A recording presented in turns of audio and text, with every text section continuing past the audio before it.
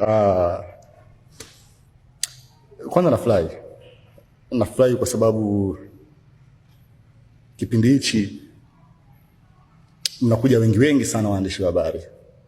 Kwa hiyo nafurahi sana, inaonyesha ni jinsi gani msanii wangu anawika.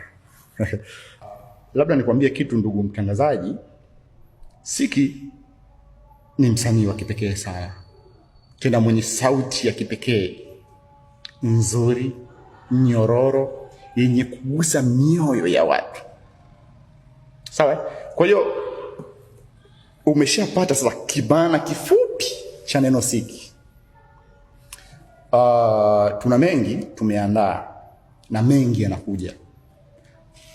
Niongee tu na wale wenye tunawalisha kile ambacho anakitoa Siki.